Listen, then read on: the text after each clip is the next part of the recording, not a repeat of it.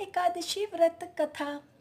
युधिष्ठिर कहने लगे, हे भगवान, ज्येष्ठ कृष्ण एकादशी का क्या नाम है तथा उसका महात्म्य क्या है। भगवान श्री कृष्ण कहने लगे, हे राजन, ये एकादशी अचला तथा अपरा दो नामों से जानी जाती है।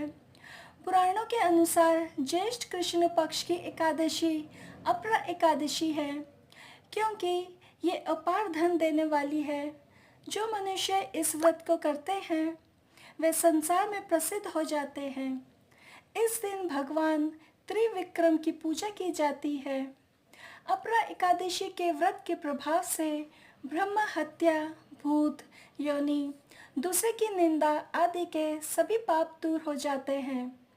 इस व्रत के करने से पर स्त्री गमन, झूठी गवाही देना, झूठ बोलना, झूठे शास्त्र पढ़ना या बनाना, झूठा ज्योतिषी बनना या झूठा वैद्य बनना आदि सब पाप नष्ट हो जाते हैं।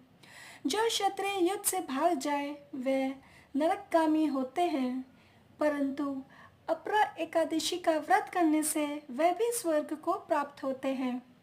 जो शिष्य गुरु से शिक्षा ग्रहण करते हैं फिर उनकी निंदा करते हैं वे अवश्य नरक में पड़ते हैं, मगर अपरा एकादशी का व्रत करने से वह भी इस पाप से मुक्त हो जाते हैं। जो फल तीनों पुष्कर में कार्तिक पूर्णिमा को स्नान करने से या गंगा तट पर पितरों को पिंडदान करने से प्राप्त होता है, वही अपरा एकादशी का व्रत करने से प्राप्त होता है।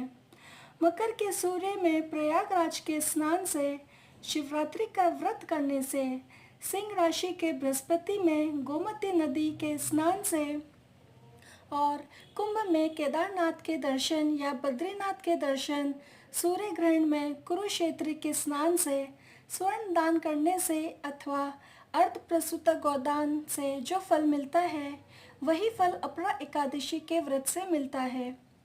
ये व्रत पाप रूपी वृक्ष को काटने के लिए कुल्हाड़ी है।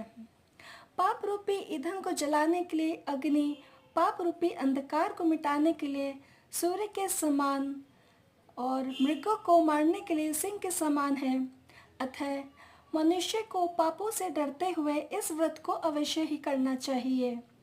अपरा एकादशी का व्रत तथा भगवान का पूजन करने से मनुष्य सब पापों से छूटकर विष्णु को लोक को जाते हैं।